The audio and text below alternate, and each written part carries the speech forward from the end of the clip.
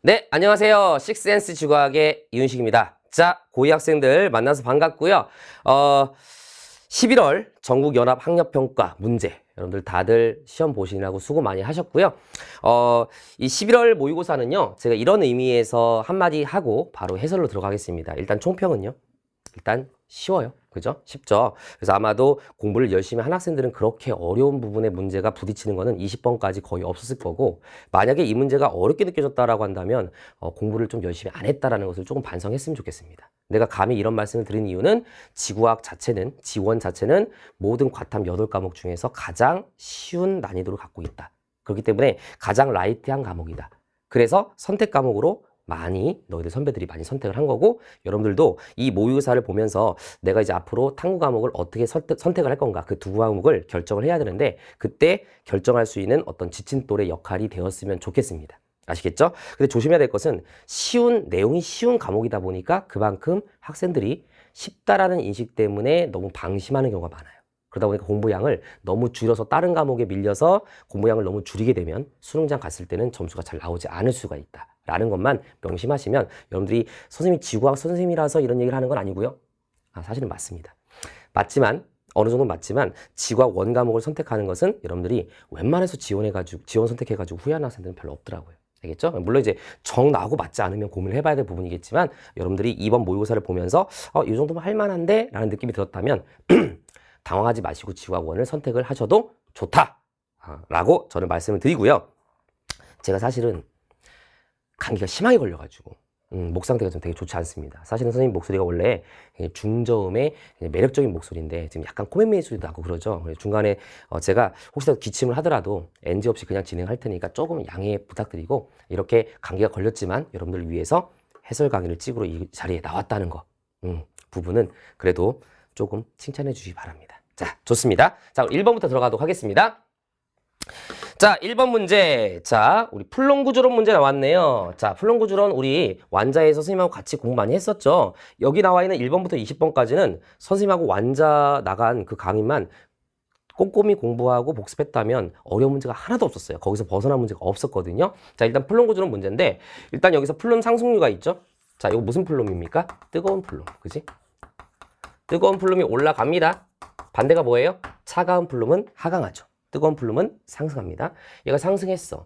그 다음에 이 풀론 구조론이 뭐를 설명하기 위해서 나온 이론이라 그랬지? 그렇지. 열점을 설명하기 위해서 나온 이론이야. 그래서 풀론 구조론에 의해서 뜨거운 풀lum이 올라가다가 여기서 암석권 쪽으로 올라가는 여기에 열점을 만든다라는 거 기억해 두시고, 이 열점은 생각보다 중요해요. 이 열점은 다시 한번 정리하지만 멘틀 속에 뭐 되어 있다? 고정되어 있어. 그 열점은 실제로 움직이지 않는다라는 거 꼭 기억해 두시기 바랍니다. 그리고 어디 있다고요? 열점. 얘는 멘틀에 있어. 그래서 이 열점에서 나오는 마그마는 현무암질 마그마가 나온다라는 것도 다시 한번 챙겨두시길 바랍니다. 됐죠? 자, 근데 열점 자체는 움직이지 않는다 그랬어? 그러나 이 위에 있는 암석권, 이 암석권을 다른 말로 뭐라고 한다고? 플레이트. 그죠? 이 판 자체는 움직여. 그죠? 그래서 여기서 열점에서 마그마가 나와서 화산성을 만들었다 이거야. 그죠? 그럼 시간이 지나면 열점은 그대로인데 암석권 판이 이동하기 때문에 주기적으로 열점에서 마그마가 나오게 되면 여기 있었던 이 화산섬은 시간이 지나면 이쪽으로 이렇게 간단 말이야. 선생님 일로 가면 안 돼요? 갈 수 있죠. 그런데 이 자료를 보니까 이쪽으로 갔잖아 지금. 그치? 그러니까 이동 방향, 판의 이동 방향은 기역 방향으로 이동했다라고 우리는 판단이 가능하고요. 이때 우리가 꼭 알아둬야 될 것은 여기 지금 열점 위에 있는 이 화산섬은 가장 최근에 생긴 거야? 나중에 생긴 거야? 가장 최근에 만들어진 거지. 그래서 원래 이 화산섬도 여기 있었던 거야. 근데 판 자체가 일로 움직이다 보니까 시간이 지나서 일로 갔고, 그 다음 만들어진 화산섬은 또 여기로 갔고, 가장 최근에 만들어진 화산섬은 여기 있기 때문에 이쪽으로 갈수록 이 화산섬의 지각의 암석의 나이가 많아진다는 것도 우리가 다시 한번 생각해 볼 필요가 있는 문제다. 그래서 우리가 이제 열점하면 가장 많이 나오는 게 하와이 열도였고요. 이 하와이 열도는 현재 그 밑에 열점이 있다는 거 우리가 기억을 해두시면 되겠죠. 자, 이거 가지고 문제 들어가겠습니다. 가의 풀lum은 뜨거운 풀룸 맞고요. 화산섬 A가 속한 판의 이동 방향은 니은 방향이 아니라 기역 방향입니다. 그래서 틀렸어요. 자, 화산섬의 형성 과정은 가, 다, 나가 되겠죠. 그래서 이것도 틀린 선지, 정답은 기역만 맞다. 이렇게 가볍게 풀 수 있는 문제였습니다. 자, 다음 문제 볼게요. 자, 2번 문제.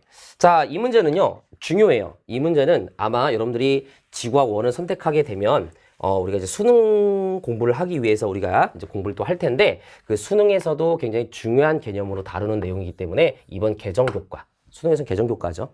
개정교과에서 굉장히 중요한 내용이다. 그래서 꼭 이 그래프는 정리해둘 필요가 있는 문제입니다. 난이도를 떠나서. 일단 볼게요.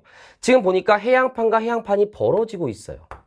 벌어진다는 얘기는 발산경계. 자, 발산경계인데 해양판과 해양판이니까 물속에서 판과 판이 벌어져 여기 뭐가 있다는 얘기야? 해령. 그쵸?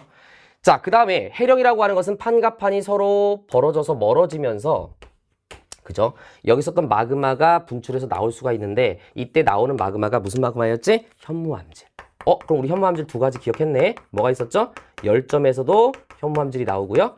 그 다음에 발산 경계에서도 현무암질, 해령에서도 현무암질 마그마가 나온다. 이렇게 기억을 하면 되겠고요. 이때 현무암질 마그마가 나오면서 새로운 지각이 뭐 되는 경계? 생성되는 경계.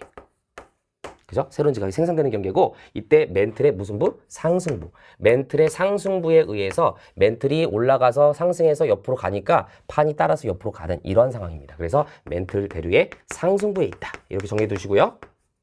자, 시간은 없으니까 말로만 얘기하자면 요거하고 대비되는 게 보통 이제 우리가 수렴 경계죠. 수렴 경계는 멘틀 대류의 하강부.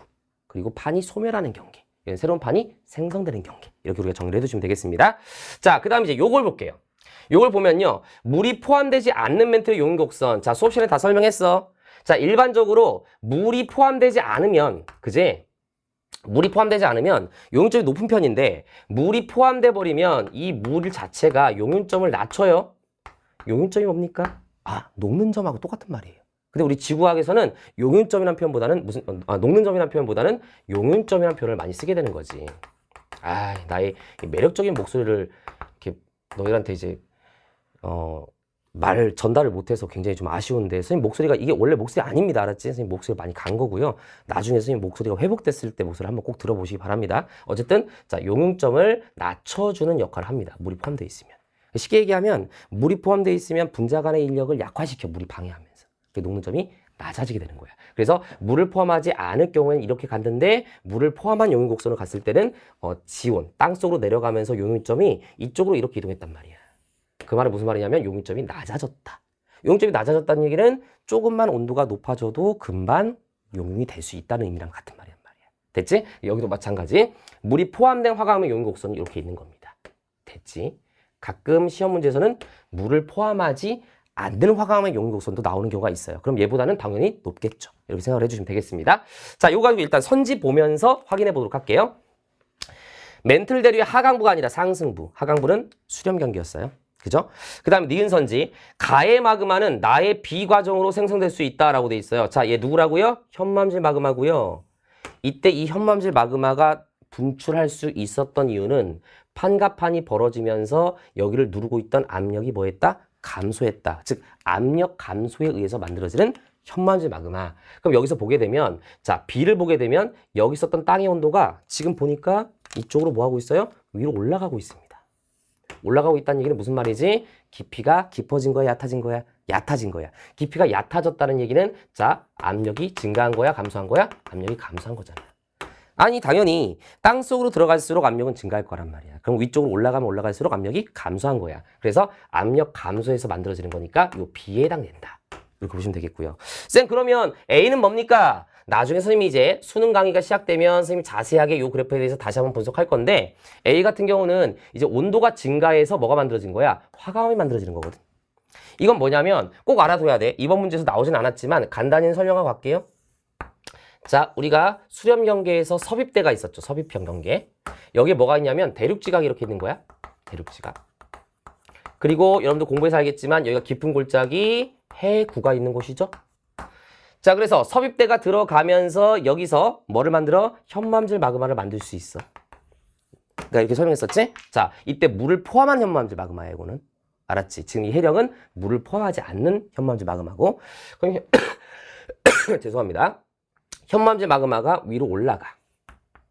위로 올라가서 이 대륙 지각의 하부에 이 현무암질 마그마가 여기에 도달하게 되면 마그마니까 뜨겁잖아.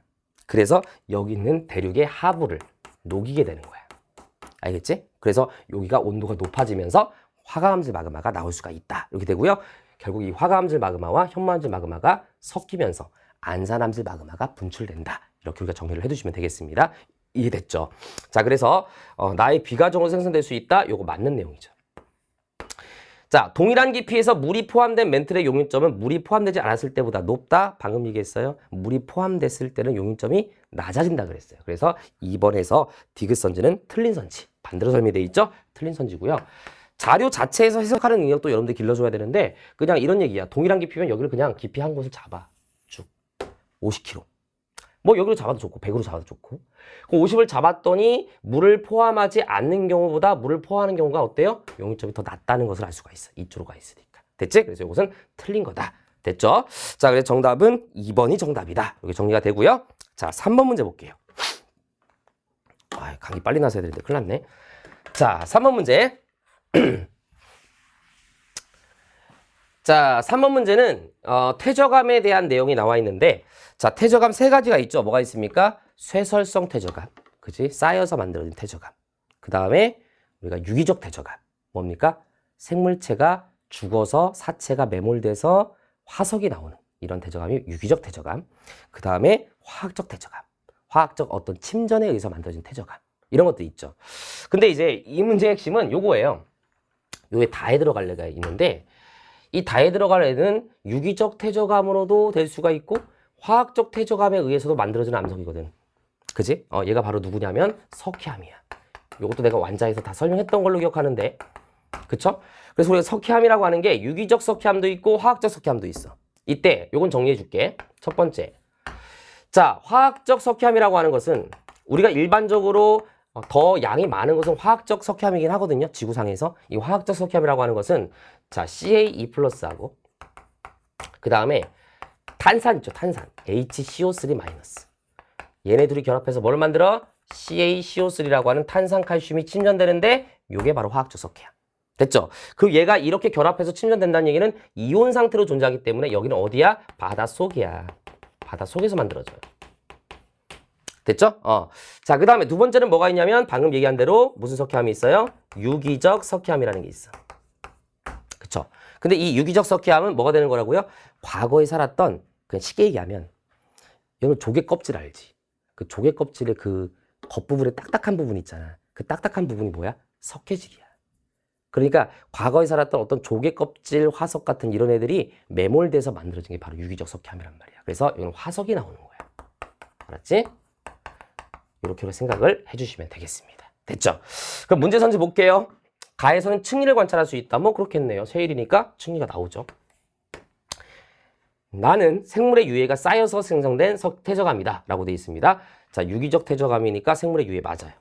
석회암은 다에 해당된다? 맞습니다. 정답은 5번으로 체크를 해주시면 되겠습니다. 칠판 조금 정리하고 4번부터 진행할게요. 자, 다음 4번 문제 보도록 하겠습니다. 자, 4번 문제는요. 자, 고지자기 분석 나와 있는데 해령과 나란하게 배열된 고지자기 줄무늬를 발견함이라고 되어 있습니다. 자, 요게 여러분 알겠지만 정자극기와 역자극기가 교대로 나타나게 되죠. 그래서 정자극기, 그 다음에 역자극기, 그지? 그 다음에 다시 정자극기 이렇게 나타난다는 것은 어떤 의미를 갖는 거지? 그쵸? 해령을 축으로 해서 양쪽의 고지자기 줄무늬가 정자극기, 역자극기, 정자극기, 역자극기가 대칭적인 구조를 갖게 돼요. 이것은 바로 무슨 말이냐면 해령에서 새로운 지각이 만들어져서 양쪽으로 이동하면서 해저가 확장하고 있다라는 증거가 됐었죠. 그래서 여기 바로 해저 확장설의 증거였습니다. 해저 확장설의 증거 이런 거 다 기억해 둬야 됩니다. 알았지? 그럼 얘도 해저 확장설의 증거냐? 그렇죠. 이 해저 지역만 보고서 그냥 해저 확장설이라는 얘기가 아니고 이 내용을 보게 되면 해령에서 해구로 갈수록 뭐가 깊어져? 수심이 깊어져. 이것도 해저 확장설의 증거 중에 하나였지. 또 뭐가 있었지? 해령에서 멀어질수록 해양 퇴적물의 나이가 점점점 증가해. 뭐 이런 것들이 있었잖아요. 그죠? 자, 물론 이제 바닷속 해양 퇴적물을 얘기하는 경우가 많긴 하지만 어쨌든 그렇습니다. 자, 그렇게 본다면 얘네 둘 다 해저 확장설의 증거가 될 수 있고 요거 가지고 선지 확인해 보도록 하겠습니다. 가에서 정자극기와 역자극기가 교대로 나타난다? 뭐 당연한 얘기고요. 나에서 수심은 음양특심법을 이용하여 구할 수 있다. 요거 생각보다 되게 중요한데요. 이 문제에서는 뭐 그냥 가볍게 용어만 정리가 되어 있는 부분입니다. 음양특심법이라고 하는 것은 우리가 팔을 싸서, 그지? 팔을 싸서 이 파가 땅의 지형에 맞았다가 다시 되돌아올 때까지 걸린 시간을 측정해서 수심이 얼마나 깊냐를 판단하는 거지. 됐지? 그래서 요거는 맞는 내용이고요. 디귿, 가와 나를 이용하여 해양적 확장설을 설명할 수 있다. 받는 내용입니다. 정답 5번입니다. 자, 쉬운 문제였으니까 넘어가도록 할게요. 자, 다음 문제 5번 문제네요. 자, 5번 문제인데, 자, 아마도 여기가 천체 뒷부분이 여기 시험에는 뭐 허블의 법칙이라든가 이런 문제들이 빠져 있다 보니까 일단원하고 이런 부분들이 조금 문제 수가 좀 많긴 해요. 보니까. 그죠? 자, 근데 이제 5번 문제 같은 경우는 이제 요거는 이걸 얘기하는 거네. 이제 대기 해양에서 혼합층, 수온약층, 심해층. 그지? 수심이 깊이 들어가면서 수온의 연직 분포가 나타나는데 어떤 깊이까지 수온이 일정한 층을 뭐라고 얘기해? 혼합층이고요. 이 혼합층이라고 하는 것은 뭐에 비례한다 그랬지? 바람 때문에 섞이기 때문에 특정 깊이까지 온도가 똑같았던 거잖아. 그지? 그래서 혼합층의 두께는 뭐에 비례한다고 배웠었어? 바람의 세기에 비례한다. 이렇게 우리가 정리를 했었던 거지. 그지? 일반적으로 이렇다는 얘기입니다. 됐죠? 자, 근데 여러분들 사실 이런 것들은요, 나중에 이제 수능 공부하면 하게 되면 알게 되겠지만, 기본적으로는 자료를 해석하는 게 가장 중요해. 자료 해석을 내가 좀 이따 얘기를 할 거야. 그러나 기본적으로 이런 내용은 알아뒀으면 좋겠어요. 혼합층의 두께가 바람의 세기에 비례하는데 우리나라 같은 경우는 겨울철에 바람이 가장 세. 그래서 혼합층의 두께가 가장 두꺼운 계절이 바로 겨울철이다라는 정도는 여러분들이 좀 어느 정도 알아두는 게 조금은 편하게 문제를 풀 수가 있어. 알겠지? 근데 이제 자료 해석을 해보자. 자료 해석이 중요하니까. 지금 A 시기가 있고요. 그 다음에 여기 보면 B 시기가 있어요. 그치? 이런 자료 해석을 잘해야 돼. 내가 이제 나중에 여러분들이 수능 개념 강의 선생님 거 듣게 되면 선생님이 이제 잔소리 계속 할 거야.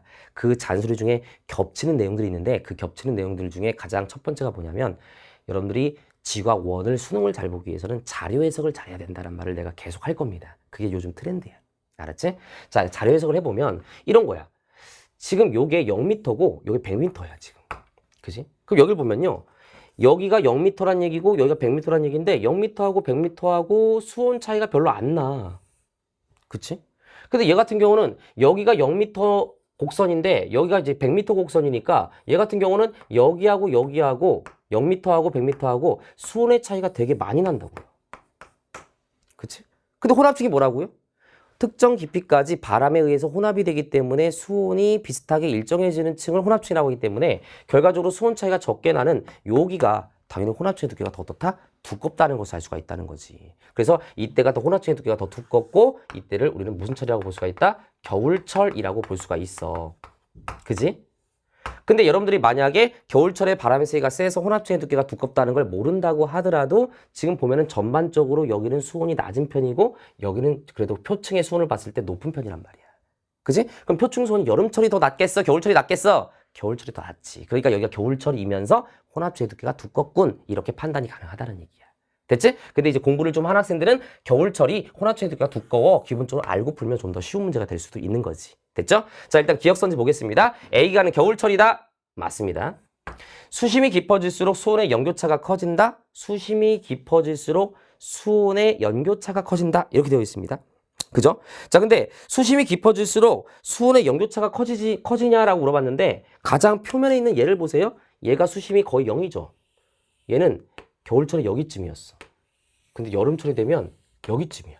그럼 여기하고 여기는 수온차가 어때? 매우 크지. 그치? 그러니까 수심이 깊은 100m로 갔을 때는 여기가 겨울철의 수온이고 여기가 여름철의 수온이라고 했을 때 차이가 많이 안 나. 그치? 그러니까 당연히 표면에 있을 때가 연교차가 더 크다는 것을 알 수가 있어. 그치? 그래서 태양 복사 에너지의 영향을 더 많이 받기 때문인 거야. 여름철은 더 많이 받고 겨울철은 더 적게 받는 게 더 극대화되는 게 바로 표현이다. 이렇게 보신다면 바람에 의한 해수 연직 혼합 작용은 A보다 B간의 수심이 깊어져서 수온의 연교차가 커진다. 이 말은 틀린 표현이야. 내가 좀 마음이 성급했네. 그다음 디귿선지. 바람에 의한 해수의 연직 혼합 작용은 A보다 B간이 활발하다. 자, 지금 보면은 여기가 혼합층의 두께가 더 두껍다는 얘기니까 연직 혼합 운동이 더 활발하다는 얘기야. 그래서 요거는 틀린 선지. 알았지? A가 더 활발하다. 이렇게 볼 수가 있습니다. 자, 됐고요. 자, 다음 문제 볼게요. 5번 같은 문제는 되게 중요한 문제야. 알겠지? 6번 문제는 되게 쉽네요. 바로 가겠습니다. 자, 기억. 가는 용암이 급격히 냉각 수축하여 형성되었다. 그렇죠. 얘가 주상전리에 대한 정의입니다. 그지? 전리 또 하나 뭐 있었죠? 판상전리 있었어요. 판상전리는 심성항이 관입된 다음에 얘가 지표로 융기해서 압력 감소에 의해서 그죠? 갈라지는 이러한 전리를 우리가 바로 판상전리. 얘 같은 경우는 용암이 흐르다가 급격한 냉각에 의해서 만드는 전리가 주상전리. 우리 정리를 해줘야 되겠죠? 나에서 상반은 단층면을 따라 아래로 이동하였다. 지금 이게 역단층이고요. 단층면에 대해서 오른쪽이 상반. 상반이 하반에 대해서 위로 올라간 것을 무슨 단층? 역단층.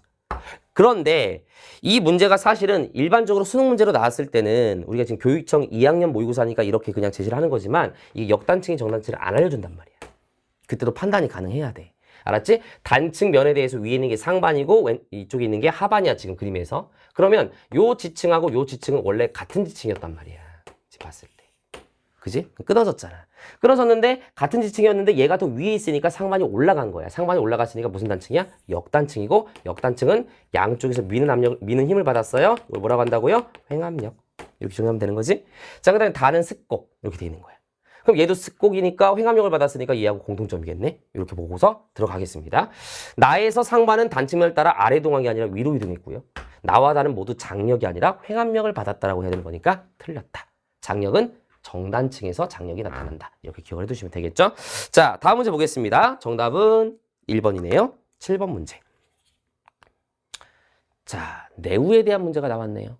이런 거 꼼꼼하게 공부 안 하는 학생들은 문제 자체가 어려운 게 아니라 개념을 좀 덜 봐가지고 틀린 경우도 있을 수 있을 텐데 어쨌든 간에 내우는 크게 3단계가 있었죠. 적은 단계, 성숙 단계, 소멸 단계. 그죠? 자, 보겠습니다.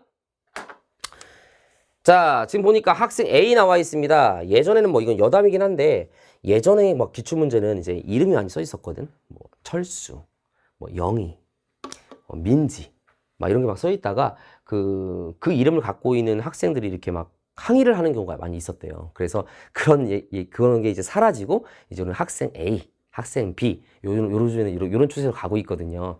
뭐 맞는 건지 모르겠지만 어쨌든 뭐 뇌피셜입니다. 알았지? 오피셜은 아니고 뇌피셜인데 그래서 이렇게 바뀌었다는 얘기가 있더라고요. 그래서 요즘에 시험 문제들은 보통 다 학생 A, B, C 이렇게 얘기하지 특정 이름을 막 거론하거나 뭐 춘식이 뭐 이런 거는 거론하지 않습니다. 알겠지?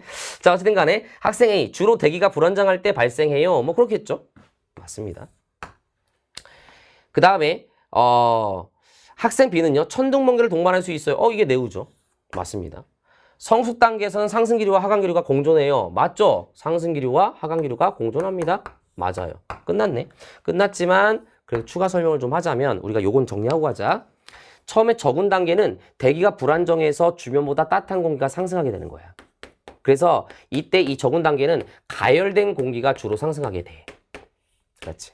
근데 물론 우리가 이제 온대저기압에서 한랭전선 뒤에서도 공기가 상승하면서 이제 이런 적은 단계를 거치면서 내우가 발생할 수도 있고요. 알았죠? 자, 이런 경우가 어쨌든 간에 가열이 되면서 지표의 불균등 가열에 의해서 상승이 됩니다. 이 적은 단계인데 이때는 상승률이가 워낙 강해가지고 강수가 없다라고 했던 거 다시 한번 기억해 두세요. 그죠? 주로 강수는 어디서? 성숙 단계에서 천둥치고 번개 이런 것들 동반하면서 많은 비가 오고 이때 상승기류와 하강기류가 같이 공존한다. 기억을 해두시면 되겠지? 그래서 이때가 강수가 많아. 됐어? 그 다음에 소멸 단계에서는 강수가 있어. 그러나 강수가 있지만 강수가 좀 적어. 이렇게 해서 소멸된다. 요 정도는 우리가 좀 기억을 하고서 가자고요. 됐죠? 자, 정답은 5번. 자, 8번 문제 보겠습니다. 자, 8번 문제는 방사성 동위원소를 이용한 반감기, 절대 연령의 문제가 되겠습니다. 자, 이런 문제는 중요합니다. 이 문제도. 알았지? 이런 것들이 이제 수능에 굉장히 유사한 문제들이다. 라고 생각을 하면서 중요하지만 꼭 어렵다는 얘기는 아니에요. 자, 볼게요. 지금 이 문제에서 핵심은요. 지금 보면은 A하고 B가 관입 또는 분출이야. 관입 또는 분출이거든. 근데 요거 가끔 학생들이 오해하는 경우가 있는데 선생님이 아마 완자에서도 얘기를 했었던 걸로 기억하는데 촬영한 지가 좀 돼서 이것만 보고서는요. 지금 이 문제에서는 화성암이라고 그랬거든. A하고 B는 화성암이라고 그랬어. 화성암이란 말의 의미는 자, 뭐도 되고 뭐도 되는 거지? 화산암도 되고 그지? 화산암도 되고요. 뭐도 되는 거야? 심성암도 돼요. 자, 무슨 말이냐면 만약에 시험 문제에서 A나 B가 화산암이다 라는 말이 있다라고 한다면 이건 분출이야. 그지? 근데 심성함이다라는 말이 있으면 심성함은 관입이 된 거기 때문에 이건 관입이야. 구분이 가능해. 근데 선생님 기억에는 맞지? 이 문제에서는요. 화성함 A 또는 B라고 돼 있기 때문에 얘네들은 화성함이란 말을 썼기 때문에 이 A하고 B는 지금 이 부정합이 있기 때문에 이것만 봤을 때는 관입일지 분출일지를 명확하게 판단하기는 좀 어려워. 알았지? 그러나 어쨌든 간에 관입 또는 분출이야. 관입 또는 분출이야. 근데 평가원이라든가 이런 교육청 모의고사에서 출제자가 그냥 관입된 A는 이런 말이 들어갔을 때는 그거는 이제 얘가 관입인지 분출인지 모르는데 왜 관입됐다고 하지? 이런 거를 고민할 필요는 없어. 관입된 A는 그러면 그게 중요한 게 아니라 그 다음을 보라는 얘기야. 알았지? 그걸 구분하는 건 중요하지 않지만 어쨌든 명확히 하자면 이것만 봤을 때 우리가 관입인지 분출인지 명확하게 말하기는 힘들어. 알았지? 관입이 된 다음에 깎였을 수도 있고요. 분출이 된 다음에 깎였을 수도 있어. 왜냐면 부정합이 있기 때문에 그런 거지. 알겠지? 자, 어떤 간에 이런 것들을 우리가 좀 알아둘 필요는 있어서 설명을 한 거고요. 자, 간단히 가보면 반감기가 1억이래요. 그럼 얘는 절반이 됐으니까 처음 양의 2분의 1이 됐으니까 얘는 1억이야. 그치? 근데 얘는 처음에 양의 4분의 1이 됐어. 다시 여기서 2분이 된 거지. 다시 여기서 절반이 또 된 거지. 얘는 두 번의 반감기를 거쳤으니까 2억이야. 그럼 얘는 3억이야. 얘는 4억이야. 뭐 이렇게 가지 않겠습니까? 그지?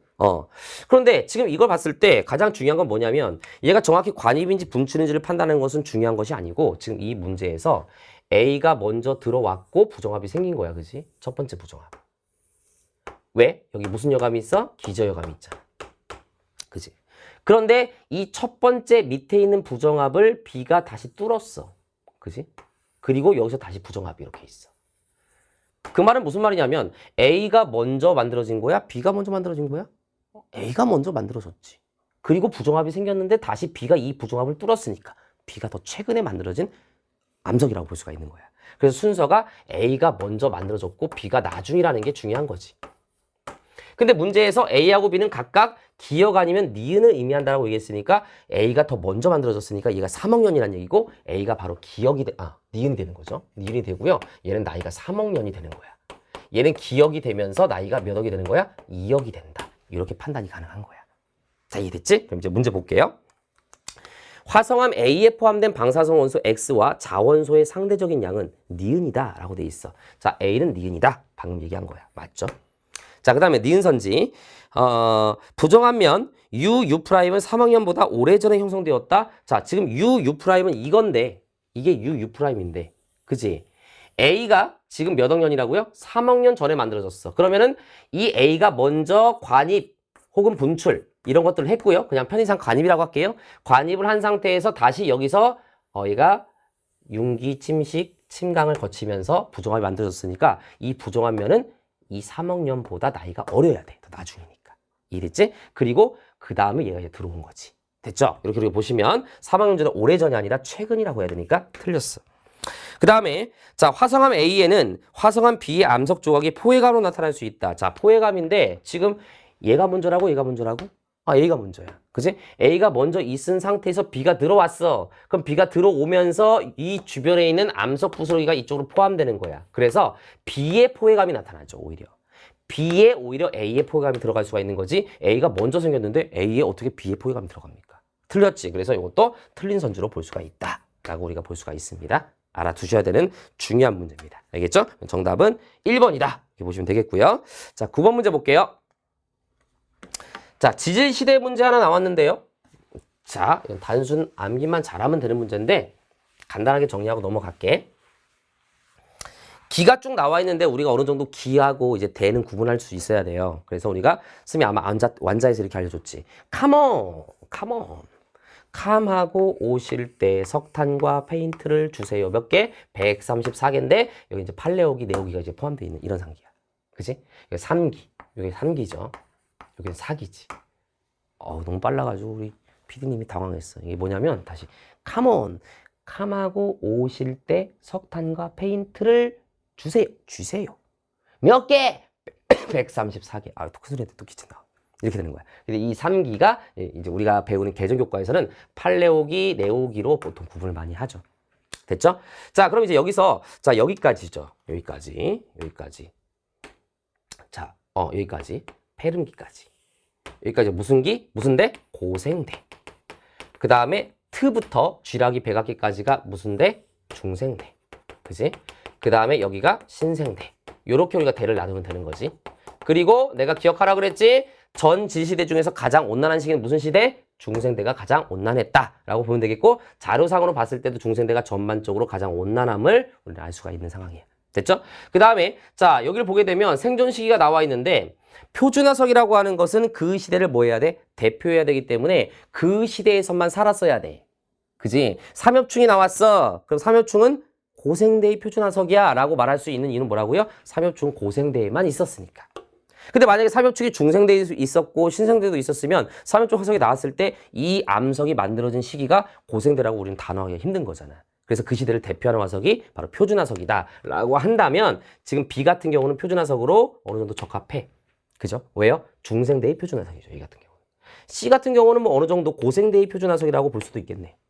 근데 A는요, 여기서부터 여기까지 쭉 살았는데 얘를 표준화석을 말할 수 있어 없어? 없어. 그지? 그러니까 얘는 표준화석이 될 수가 없어. 이거 가지고 문제 들어갈게요. 표준화석으로 가장 적합한 것은 A다 라고 되어 있습니다. 자, A 맞고요. 아유, 틀렸고요. 밑에가 살짝 잘렸네. 자, 니은 B의 생존 시기는 현재보다 온난하였다 라고 되어 있습니다. 자, B는 온난하였다 맞아요. C의 생존 시기에 속시식물이 번성하였다. 요거는 좀 암기해야 되는데, 자, 여기서 무슨 식물 고생됐대? 공부한 사람? 그렇지. 양치식물. 고사리. 그지? 그 다음 여기는 무슨 식물? 거시식물. 거시식물. 그 다음 여기는 무슨 식물? 속시식물. 요렇게 우리가 정리를 해두시면 돼요. 번성 시점입니다. 번성 시점. 알겠지? 이게 출현 시점으로 나오게 되면 이게 조금 이제 골 때려지게 되는 거야. 그건 조금 너무 지엽적이긴 한데, 그런 것들은 내가 나중에 수능 강의 할 때 차분하게 내가 조금 더 정리할 수 있으면 정리하기로 하고, 번성 시점을 봤을 땐 양치, 거시, 속시 이렇게 우리가 정리를 해두시면 되겠습니다. 그래서 C의 생존 시기에 속시식물, C가 어디야? 요거지. 이거 양치니까 이거 틀렸어. 그 니은만 정답이 되겠네요. 정답은 2번 됐습니다. 자, 10번 문제 볼게요. 자, 10번 문제를 보게 되면 온대적이합 문제 나왔습니다. 자, 온대적이합. 온대적이합 문제인데, 온대적이합은 너무너무 중요해요. 알았지? 근데 이 문제는 되게 쉽게 나온 거야.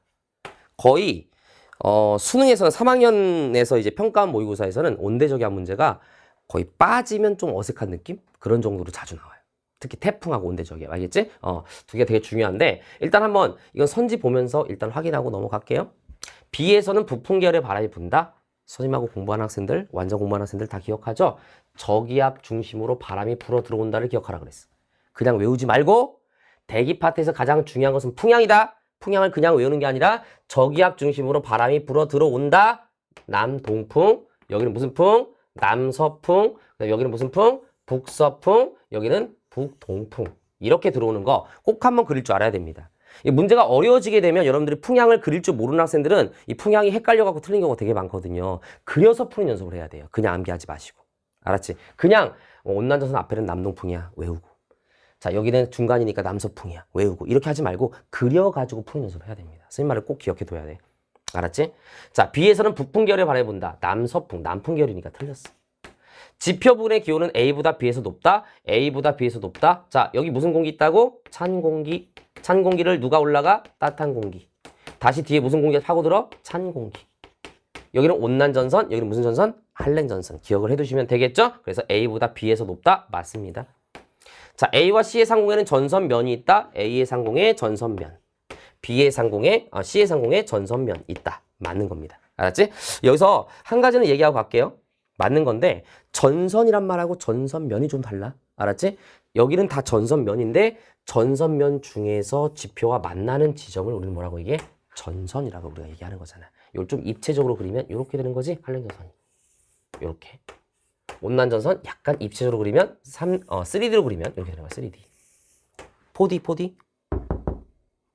미안합니다. 이게 흔들리니까 4D 아니야? 자, 미안하다. 자, 어쨌든 간에 자, 피디님이 살짝 얼굴 표정이 경직된 거 보니까 너희들도 한숨을 좀 쉬고 있을 것 같아요. 자, 어쨌든 이렇게 돼 있는 건데, 여기가 지금 뭐냐면 여기가 전선, 여기가 전선. 알았지? 여기 전체를 전선면이라고 얘기한다. 기억을 해두시면 되겠습니다. 자, 됐어요. 정답은 4번이 정답이고요. 자, 11번 문제 가볼게요. 자, 11번 문제. 자, 11번 문제는 여러분들이 요거는 조금 공부를 뭐랄까 꼼꼼하게 하지 않은 학생들은 디귿선지에서 조금 틀렸을 수도 있을 것 같아요. 선생님 생각에는. 근데 이거는 이런 거야. 우리가 이제 기상 영상이라는 게 있는데 기상 영상, 그죠? 기상 영상. 기상 영상이라고 하는 건 뭐냐면 우리가 이제 인공위성을 가지고 우리의 이제 어떤 지구의 이제 대기 상태를 판단해서 일기예보에 이용하는 이런 것들이 이제 기상 영상이라고 하는데 크게 세 가지가 있긴 해. 근데 이제 우리가 보통 주로 나오는 것은 두 가지가 나오거든요. 하나가 뭐냐면 적외선으로 관측하는 적외선 영상이 있고요. 우리가 파장 중에서 적외선보다 조금 짧은 우리 눈에 보이는 영역 가시광선으로 관측하는 가시광선 영상이 있어. 크게 두 가지가 이렇게 있어요. 알겠죠? 근데 이 적외선이라고 하는 것은 여러분들 혹시 아는지 모르겠지만 온도를 감지하죠. 얘가 온도를 감지하기 때문에 같은 구름이라도 좀 낮게 있는 구름보다 높이 있는 구름이 더 차가울까 따뜻할까? 왜 고민해? 위로 올라가니까 차갑겠지. 그래서 실제로 구름이요 물방울로 일반적으로 돼 있다라고 많이 알고 있지만 그 지상 쪽에 생기는 구름 물방울이 많지만 상공을 올라가게 되면 온도가 낮아져서 빙정의 형태로 구름이 존재하는 경우도 되게 많아요. 알았지? 그래서 이 높낮이를 알 수가 있어. 왜? 낮은 구름은 온도가 높고 높은 구름은 온도가 낮으니까. 그지? 이걸 가지고 적외선을 갖다가 사진을 딱 찍으면 지금 이 구름이 높은 구름인지 낮은 구름인지 알 수가 있다고. 그래서 구름의 뭐를 알 수가 있어? 높낮이. 구름의 높낮이를 알 수가 있어. 그리고 기억해둬야 될 것은 구름이 높을수록 높다라는 것은 뭐를 의미하는 거냐면 높을수록 무슨 색으로 보여? 밝은색, 흰색으로 보이게 되는 거야. 이게 적외선 센서 자체가 이렇게 작용을 하는 거야. 됐지?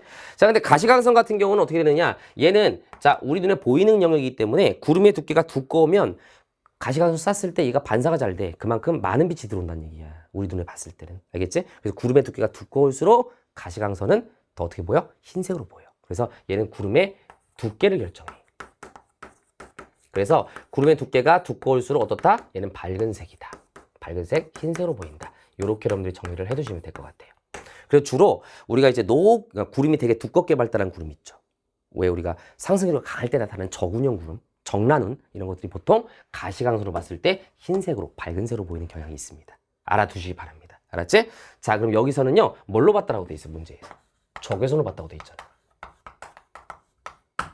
그치? 이걸 가지고 문제에 접근해 보도록 하겠습니다. 자, 24일 15시 이후 태풍의 중심 기압은 낮아졌다라고 돼 있어요. 이건 어떻게 판단하는 거냐면 요때가 24일 15시인데요. 여기서 그 다음을 봤더니 소멸? 그건 무슨 말이야? 뭐 정확히는 몰라도 요때 이후부터 태풍의 세력이 세졌다는 얘기야? 약해졌다는 얘기야? 약해졌다 소멸하겠지. 세졌다가 소멸하지는 않을 거란 말이야. 그러니까 24일 15시 이후에 일반적으로 이 태풍의 세력이 점점 약해졌다가 소멸했다는 것을 우리는 유추할 수 있고 태풍의 세력이 약해진다는 얘기는 태풍이 저기압이기 때문에 중심기압이 높아졌다는 것을 의미하는 거지. 꼭 기억해야 돼. 되게 잘 나오는 거야. 온대 저기압이던 태풍이던 중심기압이 낮을수록 태풍의 세력은 더 센 거야. 알겠지? 저기압이기 때문에. 그럼 여기서 다시 한번 소멸이 여기서 이루어졌다는 얘기는 이 태풍은 점점점 뭐하고 있다는 얘기야? 세력이 약해지고 있다는 얘기고 세력이 약해진다는 얘기는 중심기압은 오히려 높아지고 있다는 것을 의미하는 거야. 됐지? 그래서 태풍의 중심기압은 낮아졌다가 아니라 높아졌다라고 해야 돼. 이런 거 걸려두면 안 돼. 또 두 번째 선지. 태풍이 우리나라를 지나가는 동안 부산의 풍향은 시계방으로 변화했다. 이거는 여러분들 공부한 학생들은 금방 판단이 가능했을 텐데 지금 부산 같은 경우는 무슨 반원에 있죠? 태풍의 진행 경로의 오른쪽이니까 위험 반원. 그래서 뭐 사실은 너희들 이제 공부를 많이 하면서 이제 바로 그냥 설명하고 넘어가는데 여러분들 아직은 지구학이 그렇게 많이 정리가 돼 있지 않고 조금은 생소한 아이들이 많을 테니까 여기 저기압에다가 선생님이 뭐라고 똑같이 반시계 방향으로 바람이 불어 들어오는 표현을 해줄게. 내가 화살표 이거 표시하는 거 꼭 연습해야 된다 그랬어. 아까 온대저기압하고 똑같은 거야. 알았지? 그럼 이렇게 돼 있다라고 한다면 이 부산 같은 경우는 이 태풍이 이렇게 지나가기 때문에 이 부산은 원래 북동풍을 느끼다가 남동풍으로 풍향이 변화된단 말이야. 이해돼? 이해가 잘 안 됐지. 이해 안 됐어 지금 보니까. 자, 얘들아 태풍이 만약에 여기 있었다고 치자. 이렇게 있었어. 그럼 이제 지금 선생님 빨간색으로 그린 이 태풍이 먼저 이 태풍의 위치였겠지. 그러다가 시간이 어느 정도 지나면 이 주황색처럼 태풍 이동이 갔을 거란 말이야. 그럼 여기도 이제 반시계 방향으로 바람이 불어 들어오는 거잖아. 이렇게 여기만 표현해 볼게. 그지? 그러면 이런 문제 많이 나온단 말이야. 부산이 지금 여기 있어. 그럼 부산 입장에서는 지금 태풍이 여기 빨간색에 있을 때는 북동풍이 불고 있던 거야. 부산에는 북동풍을 느끼는 거야 지금. 근데 시간이 지나서 태풍이 이제 이쪽으로 간 거야. 그럼 이쪽으로 갔더니 태풍의 중심이 이쪽으로 이동하니까 이 부산 입장에서는 무슨 풍을 느껴? 남동풍을 느껴. 그지? 그러면 북동풍을 느끼다가 남동풍을 느꼈다 이거야. 그죠? 그럼 북동풍을 느끼다가 남동풍을 느꼈다는 얘기는 이렇게 됐다는 얘기잖아. 그치? 북동풍이었다가 남동풍. 그지? 이렇게 우리가 방해를 표현한다면 이렇게 된다는 거잖아. 이 북쪽이라고 한다면. 북동풍이었다가 남동풍. 그럼 이 관찰자는 시간이 지남에 따라서 태풍이 이렇게 이동해 가니까 북동풍을 느꼈다가 남동풍을 느꼈어. 시간이 지남에 따라서 이 관찰자가 느끼는 풍향의 변화 방향은 무슨 방향? 시계 방향으로 변화되어 간다라고 우리가 얘기하는 거야. 알았지? 이거 잘 이해를 못하는 애들 되게 많더라고요. 태풍의 중심 방향으로 불어들어오는 방향이 바람이 시계 방향이라는 뜻이 아니고 시간이 지남에 따라서 이 관찰자가 느끼는 풍향의 변화는 시계 방향으로 바뀌어 간다는 얘기야. 반대로 이쪽이 이제 위험 반원이었잖아. 이쪽이 이제 안전 반원이죠. 이거 되게 중요한 내용이야. 안전 반원은 시간이 지남에 따라서 풍향이 반시계 방향으로 바뀌어 간다라고 얘기할 수가 있는 거야. 이해됐지? 다시 한번. 오늘 뭔가 이렇게 이해를 못한 것 같아. 내가 이게 느낌이 오거든. 자, 봐봐. 태풍이 여기 있을 때는 자 파란색 표현한다. 이 부산 지역에서는 무슨 풍을 느꼈어? 북동풍. 근데 태풍이 이제 여기 계속 있는 게 아니잖아. 시간이 지나면 올라갔단 말이야. 올라가면 부산 지역은 움직이지 않잖아. 부산에 여기 계속 관찰자가 있었는데 이제 북동풍은 여기 태풍이 있을 때 북동풍이었고 태풍이 일로 갔으니까 이제 남동풍으로 바뀌었다 이거지. 그럼 부산 입장에서는 북동풍에서 남동풍으로 바뀌었다. 풍향이 시계 방향으로 바뀌어간다. 그래서 공부를 좀 열심히 하거나 선생님 완자 수업을 들은 학생들은 사실 이건 암기해서 바로 나올 거야. 정리했던 학생들은 위험 반응은 시계 방향으로 바뀌어가고 안전 반응은 반시계 방향으로 바뀌어간다. 이렇게 정리를 해두시면 될 것 같아요. 태풍은 중요한 내용이라서 내가 좀 정리를 한 거야. 자, 그래서 태풍이 우리나라를 지나가는 동안 부산의 풍향은 시계 방향으로 변화되었다. 맞아요. 자, 그 다음에 A지역에 형성된 구름의 정상부의 고도는 23일 15시보다 24일 15시가 높다라고 돼 있어. 자, 여기는 까만색, 여기는 무슨 색? 하얀색. 얘보다는 밝은 색. 밝다는 얘기는 여기가 구름의 높이가 더 높다. 왜냐하면 여기 무슨 촬영이니까 적외선 촬영이니까. 만약에 이 문제가 가시광선으로 나왔다라고 한다면 여기보다 여기가 구름의 두께가 더 됐다? 두꺼웠다. 이렇게 판단할 수도 있는 거야. 알았지? 그래서 그거는 틀렸다라고 보시면 되겠습니다. 맞나?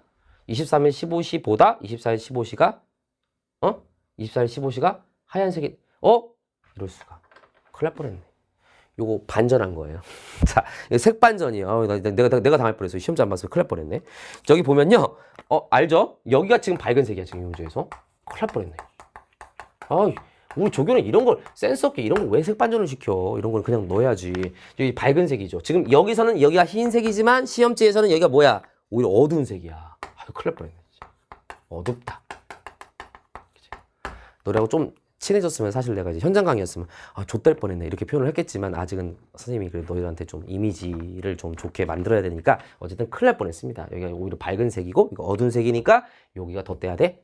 더 높아야 되고 여기가 더 낮아야 됩니다. 그래서 23일 15시보다 24일 15시가 높다는 틀린 선지. 됐지? 정답은 니은이 정답 이렇게 보시면 되겠습니다. 자, 다음 문제 볼게요. 12번입니다. 자, 이건 자료 해석 문제인데 그렇게 어려운 문제는 아닐 것 같아요. 그래서 선생님이 그냥 문제를 그냥 분석하면서 풀어가도록 하겠습니다. 근데 이제 이 내용은 얘기할게요. 이산화탄소 농도라고 돼 있는데 CO2의 농도가 높아진다는 얘기는 지구의 기온이 높아진다는 얘기야? 낮아진다는 얘기야? 이산화탄소가 온실기체니까 지구의 기온이 높아지는 거겠지. 그래서 일반적으로 이 CO2의 농도가 대기 중에 많을 때는 CO2의 농도가 대기 중에 많을수록 아마도 온실효과가 자리를 하기 때문에 평균 기온이 높다라고 어느 정도 말할 수 있어. 근데 이게 뭐 완벽하게 정비례란 뜻은 아니야. 선생님 말하는 건 알겠지? 대체적으로 비례하는 경향이 있다는 거지. 그럼 CO2가 많아지면 기온이 높아지니까 기온이 높아지면 빙하가 녹을 거 아니야. 빙하가 융해되지? 그럼 고산지대에 있었던 얼음이 녹아서 바다 쪽으로 유입이 된단 말이지. 그럼 해수면이 상승하고요. 또 기온이 높아졌다는 얘기는 수온도 높아지니까 온도가 높아지면 해수가 열팽창을 하면서 해수면이 또 높아질 수가 있어. 그래서 이 두 가지 요인이 바로 해수면을 상승시키는 요인이 되는 거야. 알았지? 그래서 일반적으로 CO2의 농도와 지금 그림 자료에서도 평균 해수면의 높이 변화는 거의 대체로 비례 관계의 경향을 갖고 있다. 완벽한 비례라고 말은 못해도 경향이 그렇게 가고 있다라고 말할 수 있게 되는 거야. 됐지? 그럼 자료 들어갈게요.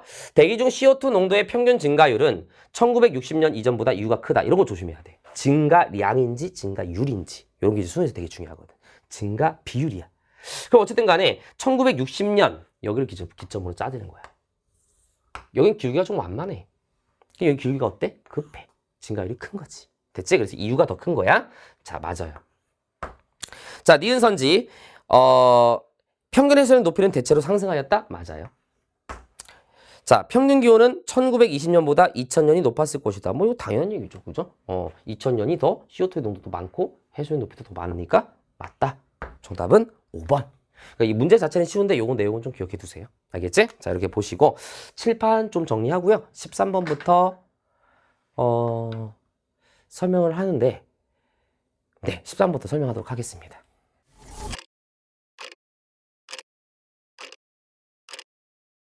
네, 자, 14번부터 13번부터 들어가도록 하겠습니다.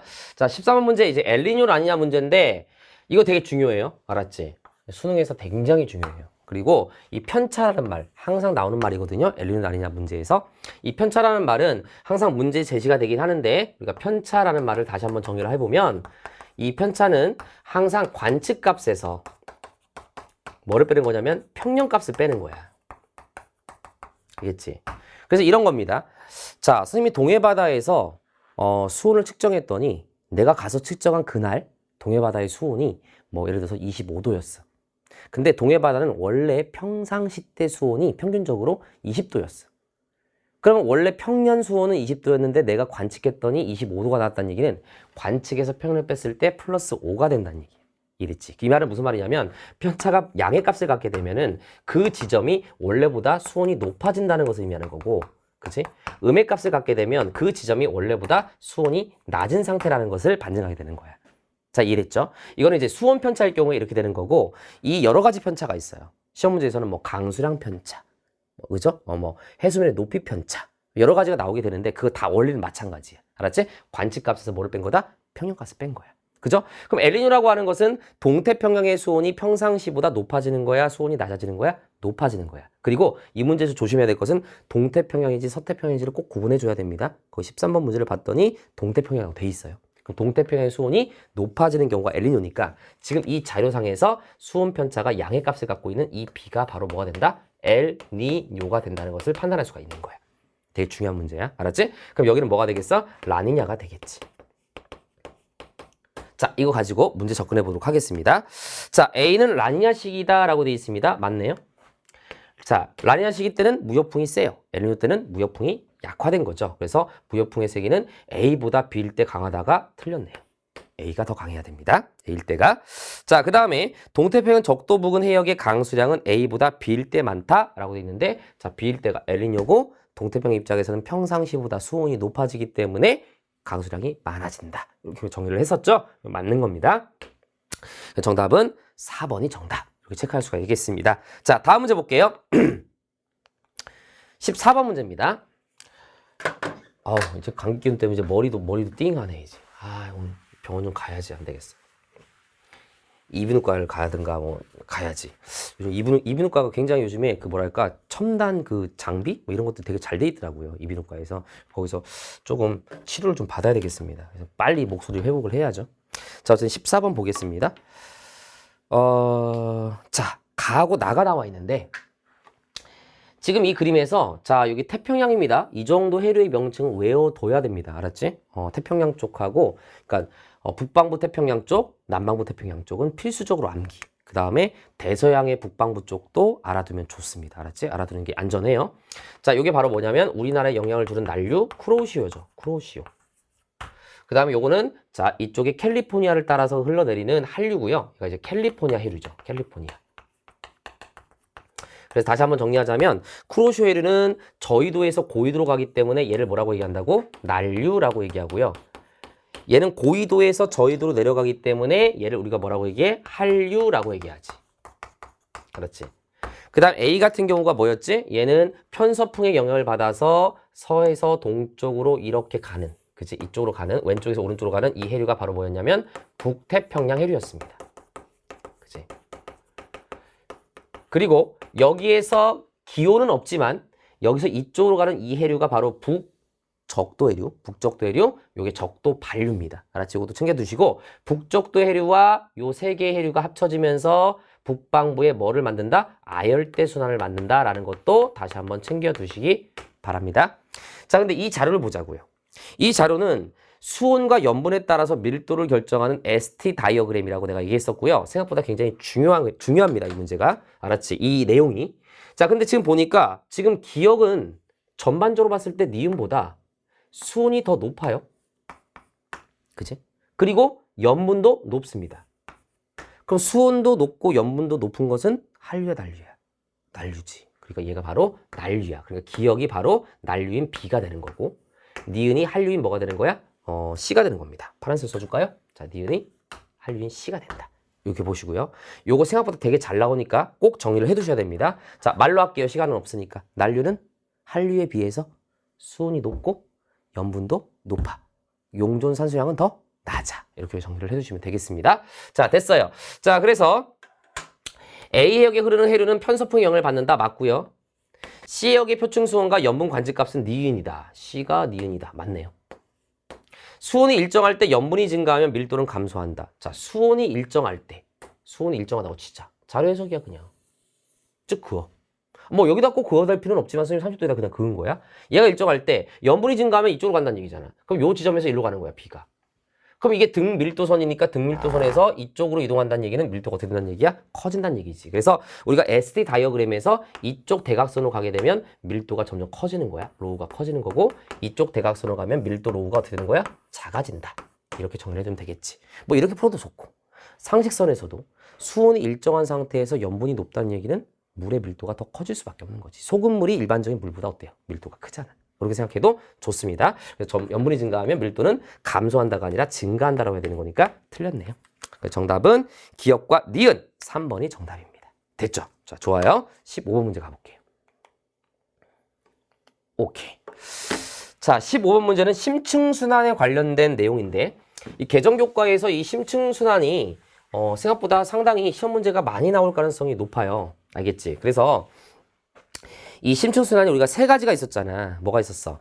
중층수, 그 다음에 심층수, 그 다음에 저층수가 있었는데, 중층수하고 저층수는 남방부 쪽에서, 그 다음에 심층수는 북방부 쪽에서. 그리고 내가 이것도 기억하라고 그랬어. 이 북방부 쪽에 여기 있으니까 여기가 침강이 되는 곳이고, 여기서 침강돼서 만들어지는 애가 이제 심층수가 되는 거야.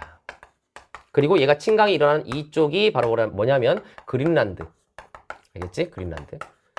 그 다음에 저층수는 남극의 외대래. 이렇게 기억을 좀 해주시면 좋겠습니다. 그래서 얘가 침강을 하는데 이 심층순환이 갖고 있는 중요한 의미가 바로 뭐냐면, 심층순환이 일어나면 물이 밑으로 침강하기 때문에 이 부족한 물을 채우기 위해서 표층에 있는 물이 이동하면서 심층순환이 진행이 되게 되면 표층순환도 일어나게 된다. 즉 남북 간의 에너지의 교환을 시켜주는 역할을 하는 게 바로 심층순환이야.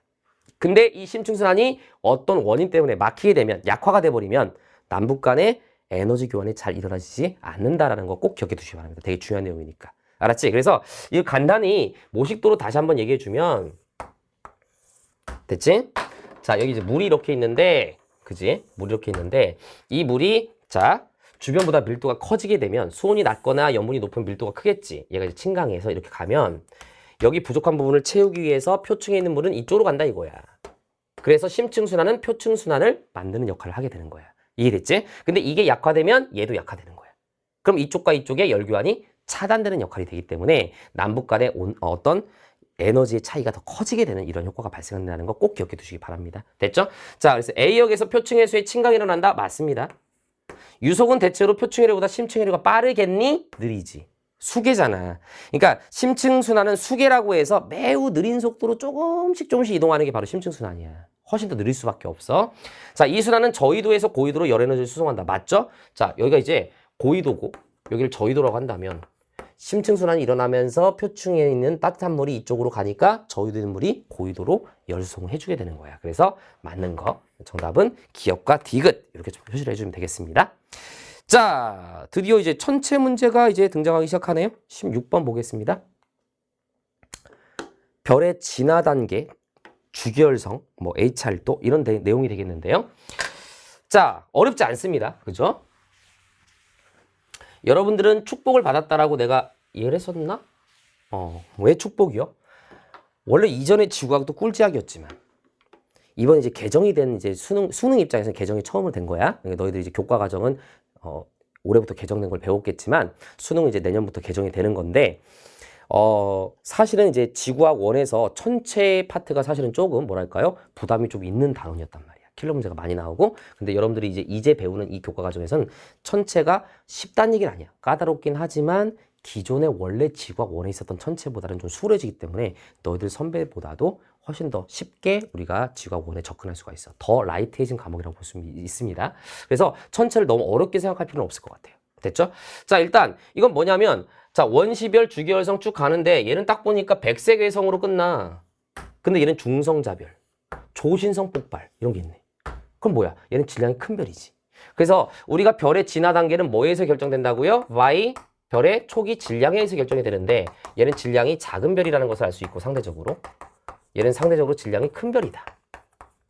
그리고 태양은 누구와 더 가깝다? 가와 더 가깝다. 왜냐면 태양의 마지막 단계는 뭐니까? 백색 외성이니까. 됐지? 그 다음에 질량이 큰 별이 중성자별을 만들 수도 있지만 질량이 너무 커지게 되면 그치? 얘는 뭐도 될 수 있다? 블랙홀도 될 수 있다.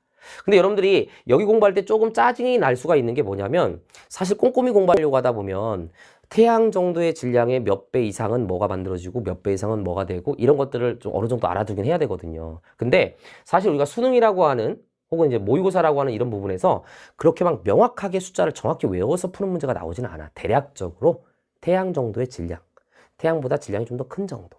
그리고 그런 디테일한 숫자는 나중에 우리가 조금 더 꼼꼼하게 볼 때 정리해도 늦지 않으니까 그런 숫자에 너무 집착해서 스트레스 받을 필요는 없어요. 알았지? 대략적으로 우리가 알고 있으면 되겠습니다. 자, 나중에 선생님이 꼼꼼하게 정리해 줄게요. 그런 건. 기억. 가에서 별의 중심부의 온도는 A보다 B일 때 높다.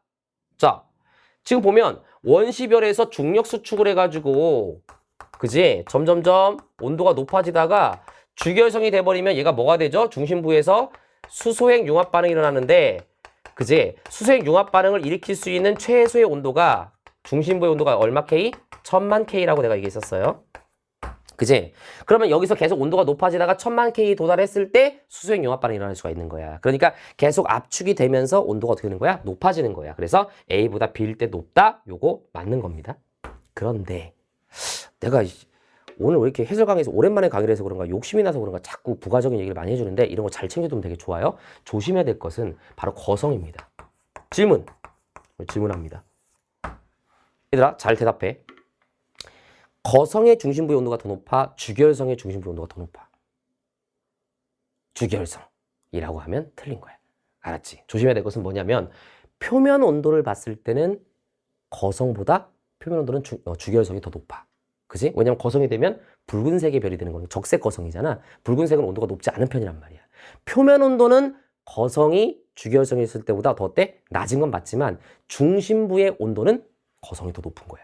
알았지? 왜냐면 거성이라고 하는 것은 무슨 핵 융합 반응이 일어나고 있는 거야? 중심부에서 헬륨 핵 융합 반응이 일어나고 있기 때문입니다. 그래서 여러분들 요거 낚시에 걸리면 절대 안 돼. 알았지? 꼭 챙겨도. 중국 때까지 갖고 가. 아니 내년 수능 때까지는 갖고 가. 알았지? 중국 때까지는 안 되지만 우리가 중심부의 온도를 물어보는지 표면 온도를 물어보는지를 구분해 주란 얘기입니다. 특히 뭐를 물어볼 때는 주결성과 거성에서의 온도를 구분할 때는 요걸 물어보는 건지 요걸 물어보는 건지 꼭 구분해 줘야 돼. 알았지? 기억해 두시기 바랍니다. 자, 어쨌든 별이 B에 머무는 기간은 가보다 나가 길다. 자, 가가 질량이 작으니까 수명이 더 길어. 그럼 얘가 더 오래 머물어야 돼. 그치? 그래서 가보다 나가 길다 틀렸어. 나는 더 수명이 짧아. 자, 디귿. C에서 철보다 무거운 원소가 생성될 수 있다. 이거 내가 완자 수업할 때 몇 번 얘기했어요. 그죠? 별의 내부에 의해서 핵융합 반응으로 만들 수 있는 건 어디까지? 철까지. 철보다 무거운 원소는 뭐를 통해서 만든다? 초신성 폭발에 의해서 높은 온도에 도달하게 되면 만들 수가 있다라고 얘기했습니다. 그래서 이건 맞는 질문. 정답은 기억 디귿 이렇게 해결을 해주면 되겠습니다. 자, 다음 문제 갈게요. 자, 17번 문제. 자, 17번 문제 어디 갔니? 네. 17번 문제는 중요해요. 알았지? 기후변화의 외적 요인인데 이게 우리가 교과과정상에서는 대기의 상호작용 이렇게 이제 단원이 나와 있는데 여기서 아마 복사평형하고 기후변화 외적 요인이 아마 번갈아 가면서 난이도 있는 문제로 나올 거예요. 근데 여기 이번 모의고사에는 이제 기후변화 외적 요인이 나왔기 때문에 이제 복사평형이 여기는 없는 이런 상황인데 어쨌든 간에 뭐 필 받으면 출제자가 둘 다 낼 수도 있는 거고요. 그죠? 근데 보통 이제 한 소단원 안에서 두 문제를 다 내는 경우는 좀 드물긴 하죠. 그래서 어쨌든 간에 요게 나온 겁니다.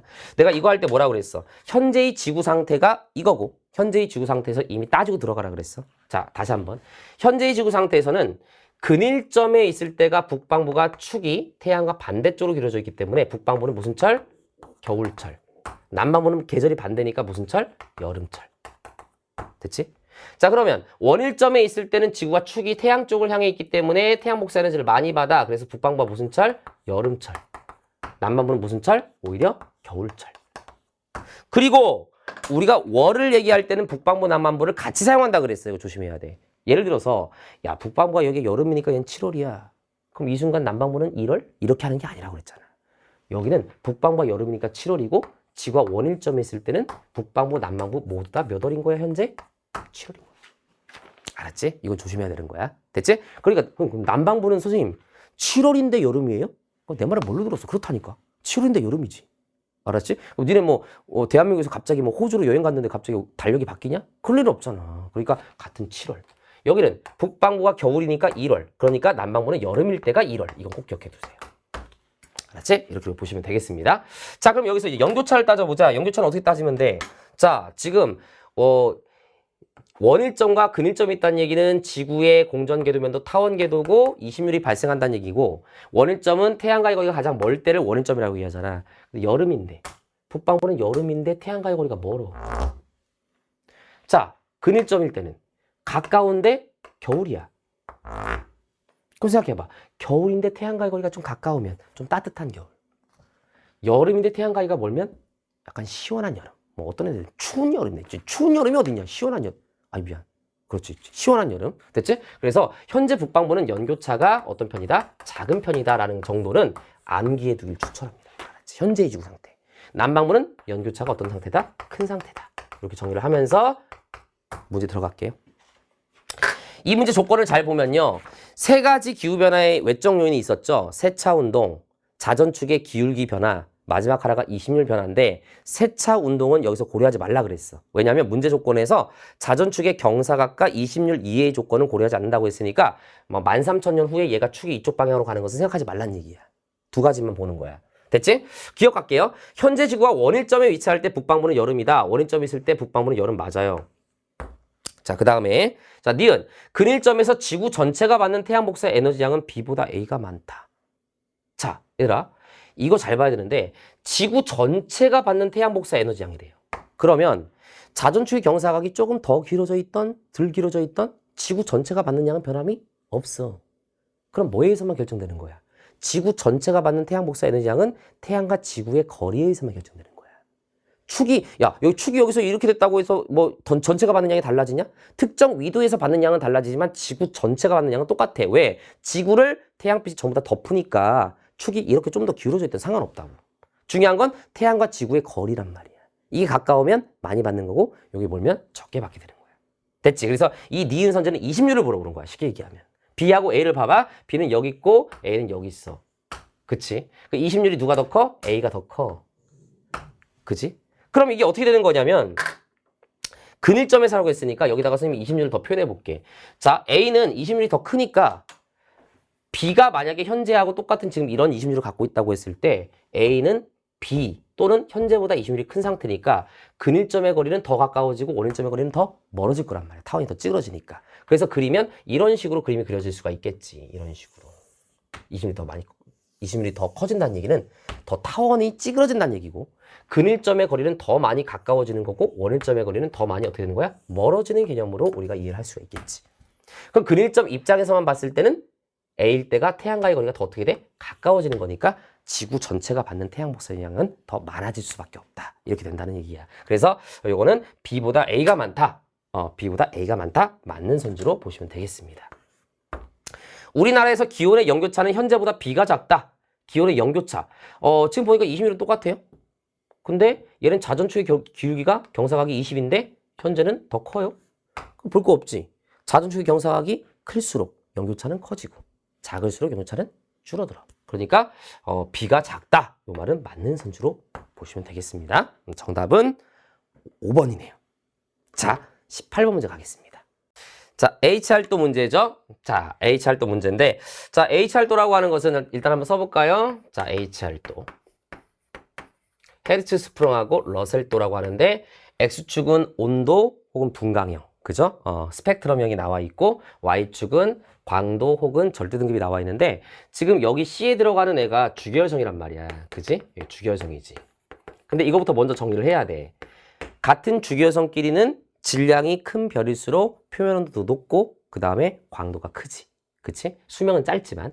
그럼 지금 여기서 내가 옛날에 완자교재에서 많이 설명했어요. 그죠? 개념 설명할 때. 자, 이쪽으로 나눈다면 좌측 상단으로 갈수록 어떤 별이 되는 거야? 질량이 큰 주결성이 되는 거지.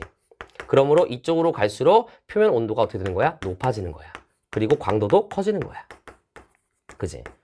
그래서 지금 여기를 봤을 때 이쪽으로 갈수록 온도가 높아지고 있는 거지. 그 말은 무슨 말이냐면 이쪽으로 갈수록 질량이 큰 별이란 얘기고 그 말은 이쪽으로 갈수록 광도도 어때야 돼? 커져야 돼. 근데 Y축이 지금 이쪽으로 갈수록 크다라고 돼 있으니까 여기 들어갈 기억은 광도다라고 말할 수가 있게 되는 거야. 자, 이해됐지? 근데 내가 이걸 왜 이렇게 푸냐면 좀 당연한 거 아니에요 라고 생각할 수 있지만 만약에 이 기억선지가 광도가 아니라 만약에 절대 등급으로 나와 있다라고 한다면 오해하면 안 돼요. HR도상에서 Y축이 절대 등급이 들어갈 수 있어요. 근데 절대 등급이라 한다면 이쪽으로 갈수록 광도가 커지는 거니까 절대 등급은 이쪽으로 갈수록 음의 값 작아지게 되고 이쪽으로 갈수록 양의 값 커져야 된단 말이야. 왜냐하면 등급이라고 하는 건 밝을수록 숫자가 작다라는 것을 절대로 잊어버리면 안 되지. 그러니까 만약에 이 문제의 기억선지가 기억에 들어갈 것은 절대 등급이라고 만약에 시험에 나왔다라고 한다면 절대 등급이 HR도에서 사용할 수 없다는 개념이 아니라 이 문제에서는 이쪽으로 갈수록 크다라고 돼 있기 때문에 이것은 말이 안 된다는 거야. 그래서 절대 등급 들어갈 수가 없는 거야. 알았지? 광도가 들어가야 되는 거지. 이 문제에서는. 이해됐지? 자, 그래서 어쨌든 간에 기억은 맞는 거. 자, 니은. B의 별은 백색 외성이다. 자, 백색에선 D가 백색의 성이죠? 위치 다 알죠? 백색 외성. 써볼까요? 이것도? 그 다음 요거는 적색 거성이었죠? 적색 거성. 그 다음에 요거는 조금 더 큰 애니까 초거성. 뭐 요런 정도로 볼 수가 있겠네요. 이렇게. 그지? 그래서 니은 선지는 틀렸다. 평균 밀도인데요. 백색 외성이 별의 마지막 단계고 백색 외성은 굉장히 축퇴되어 있고 압축이 많이 되어 있기 때문에 밀도가 매우 어때? 큰 편이지. 그래서 울프 1346이 백색 외성이니까 밀도가 더 커야 돼. 그래서 울프 1346보다 안타레스가 작다라고 했네. 울프 1346보다 안타레스가 작다. 맞네. 니네 가끔 문제 풀다 보면 그거 헷갈리지 않니? 나도 헷갈리는데 A가 B보다 크다. A가 B보다 작다. A보다 B가 크다. A보다 B가 작다. 이런 것 때문에 실수하는 경우 되게 많지. 나도 사람이라 가끔 실수해. 근데 그런 거는 여러분들이 자꾸 실수를 안 하기 위해서 선지를 정신 바짝 차리고 보는 연습을 해야 돼요. 그런 거 실수해서 틀리면 안 돼. 알았지? 자, 어쨌든 이거 맞는 거. 리을. C의 별은 표현 온도가 낮을수록 질량이 크다라고 돼 있어. 얘는 표현 온도가 낮을수록 질량이 크다가 아니라 작다라고 해야 돼. 그지? 정답은 기억 디귿. 이렇게 정답이 되겠네요. 자, 19번 가볼게요. 19번은 완자에서도 선생님이 설명했지만 우리가 지구학 원 과정에서 정확히 PP 반응과 CNO 순환 반응이 어떤 식의 원리에서 이루어지는지에 대해서 정확히 공부할 필요는 없어. 왜 그러냐면 이건 실제로 핵물리학이야.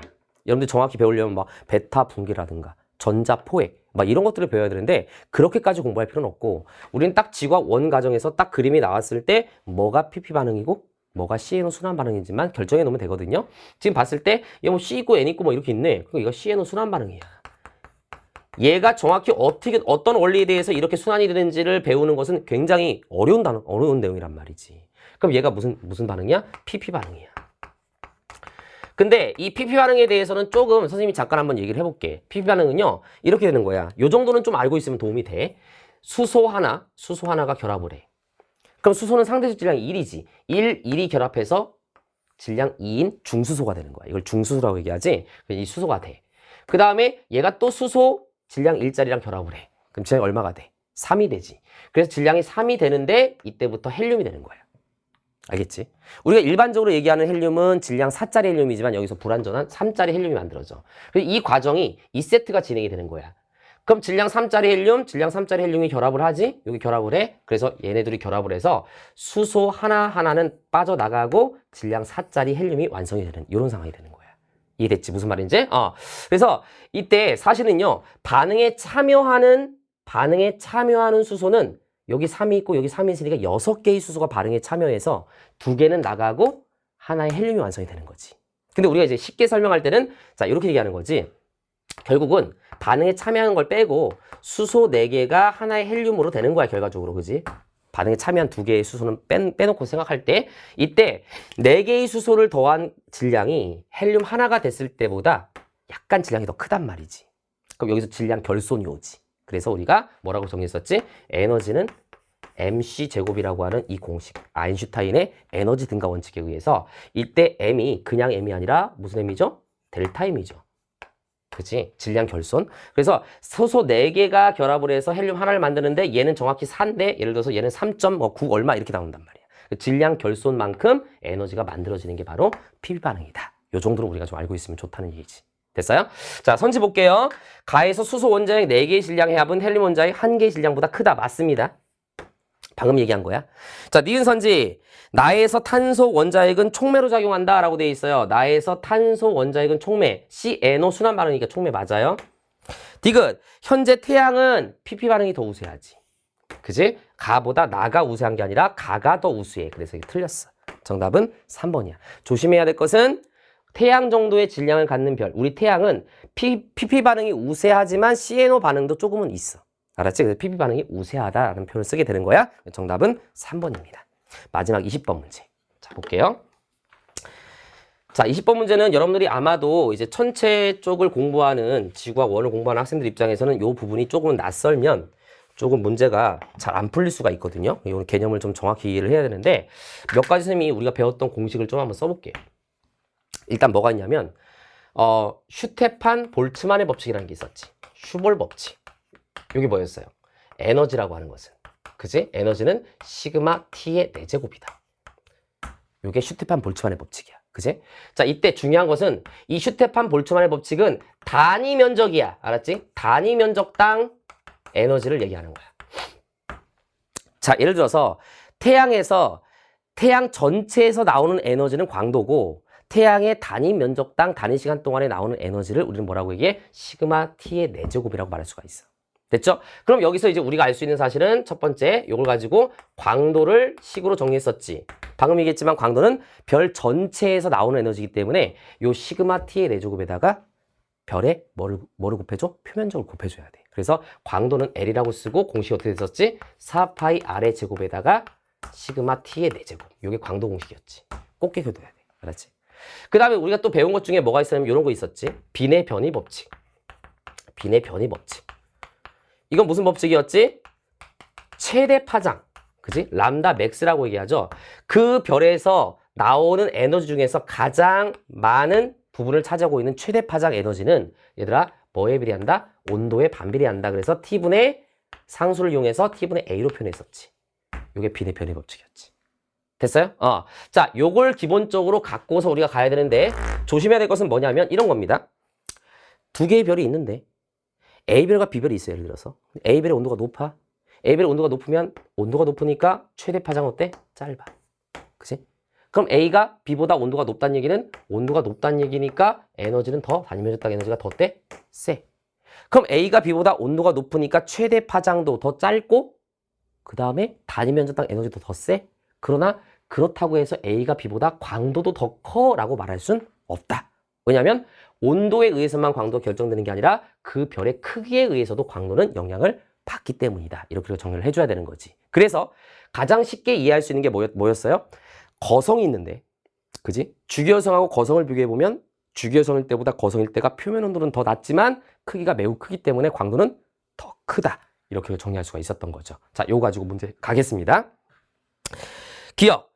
최대 복사 에너지를 방출하는 파장은 가보다 나가 길다라고 돼 있어요. 가하고 난데 최대 복사 에너지를 방출하는 파장. 이게 뭐야? 빈의 변이 법칙이죠. 람다 맥스야. 방금 정리했던 거잖아. 그지? 그럼 가를 봤더니 가는 분광형이 F야. 그죠? 나 같은 경우는 분광형이 M입니다. 그럼 기억나죠? 우리 온도 분광형? 기억나지? 오빠 아프지? 크크크 메롱. 미안하다. 오빠 아프지? 크크크 메롱. 오빠 아프지? 크크크 메롱. 내가 옛날에 이렇게 외우라고 했더니 어떤 학생이 이 발음이 좀 너무 뭐랄까 너무 아메리칸 스타일인 거야. 그래서 오빠 아프지? 내가 O 다음에 F를 먼저 쓴 애들이 있었는데 그게 아니라 오빠 아프지 크크크 메롱 이렇게 갈수록 이쪽으로 갈수록 어떻다고요? 온도가 낮아지는 겁니다. 그럼 얘는 F고요. 분광형이. 얘는 M이니까 나가 온도가 더 낮은 거야. 그지? 온도가 더 낮다는 얘기는 어떻다고요? 최대 파장은 더 길어야 돼. 온도가 더 높다는 얘기는 최대 파장이 더 짧아야 돼. 그래서 기억선질은 맞는 거야. 자, 그 다음에 단위 시간당 단위 면적에서 방출한 에너지 양 요거죠. 요거.